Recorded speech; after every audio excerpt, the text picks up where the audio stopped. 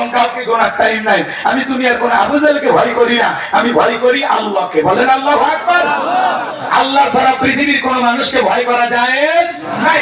শুনেন শুনেন, এইবার উমাই দৌড়ে চলে গেছে আবু জাহেলের বাড়িতে। যা বলি না, তার সংবাদ খুব খারাপ। কি হয়েছে বলে, আমার বাড়ি কি তো তার বেলাল কালেমা পড়ে মুসলমান হয়েছে, তাই নাকি? বলে ঠিক আছে যাও, আমি আসতেছি। আবু জাহেলের একটা সাঙ্গ পাঙ্গ ছিল, ক্যাডার মাস্তান ছিল, বিশেষ একটা বাহিনী ছিল, তাদের কাজই হলো মুসলমানদের উপর নির্যাতন জুলুমের স্টিম রোলার চালানো। এই আবু জাহেল সেই আবু জাহেল যে আবু জাহেল হযরতে সুমাইয়ার লজ্জাস্থানে বল্লম দিয়ে আঘাত করে দুনিয়ার জমিন থেকে বিদায় করে দিয়েছিলেন। কথা বলে ঠিক কিনা? আবু জাহেলের একটা বিশেষ বাহিনী আছে, এদের কাজই হলো যারাই মুসলমান হয়, আর এই মুসলমানটা যদি একটু দুর্বল হয়, দাসদাসী হয়, তাহলে তার অবস্থা খারাপ। কথা কি বোঝেন নাই? মনে হয় বোঝেন নাই। আজও এদিকে খেয়াল করেন, আজও দেখবেন জালেমদের বিশেষ একটা বাহিনী থাকে, যাদের কাজই হলো টুপিওয়ালা দাড়িওয়ালা ইমানদার আলেম ওলামাদের উপর নির্যাতন জুলুম চালানো।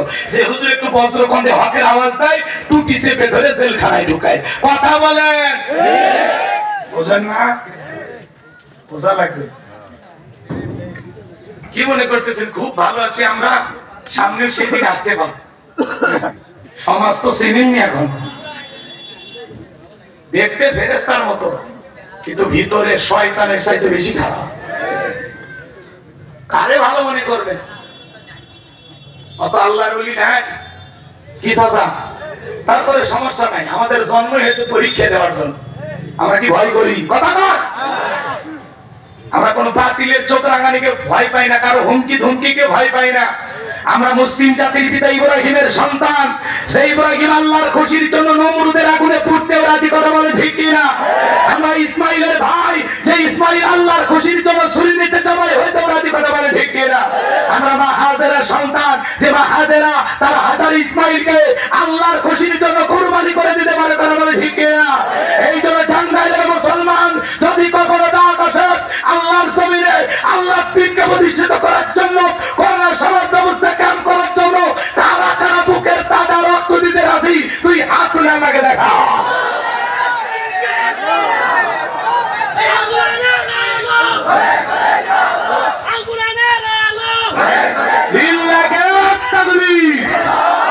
সোজা করেন, সোজা করেন। কি আলোচনা চলবে?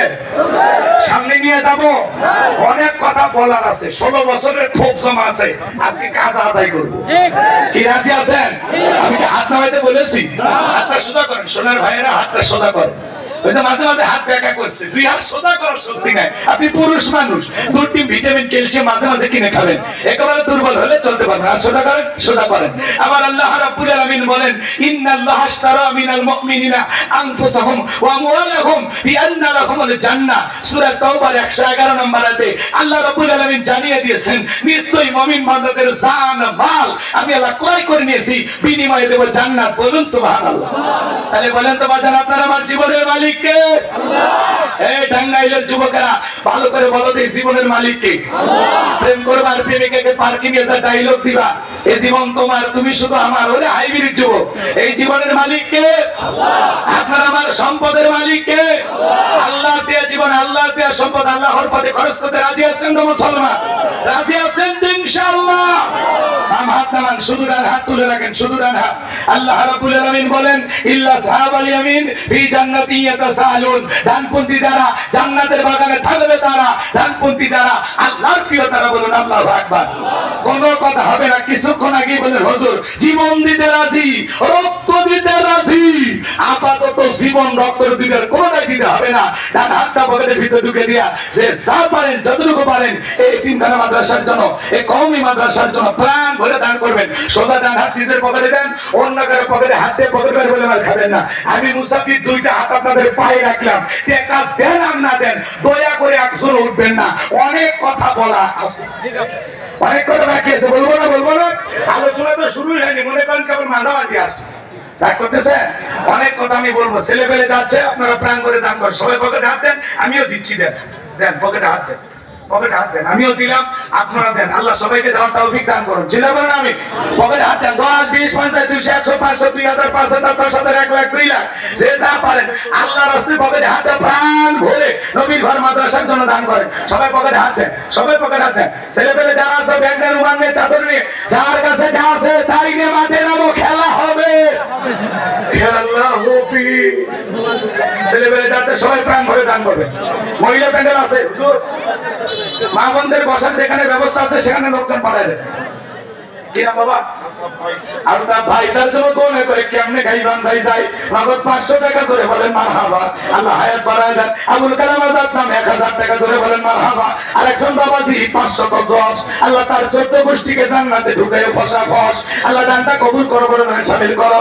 আরেকজন মুরব্বী বাবাজি ওলি নাম হলো ওলি, 500 টাকা জোরে বলেন মারহাবা। গাইবান্ধা থেকে 100 টাকা জোরে বলেন মারহাবা। আরেকজন ভাই 10 টাকা, আরেকজন ভাই বাবাজি কিনা রিপন ভাই 500 টাকা জোরে বলেন মারহাবা। আল্লাহ দানটা কবুল করে বলে দানে শামিল করো। আব্দুল মজিদ নাম বাপের মেরামত করছে একখান কাম, নগদ 1000 টাকা জোরে বলেন মারহাবা। তৌহিদের দাওয়াত দাদা 1000, সবাই প্রাণ ভরে দান করেন। ভাই কেউ যাবেন না, অনেক কথা বলবো ভাই। আপনাদের এলাকায় আসা হয় যে ভাঙা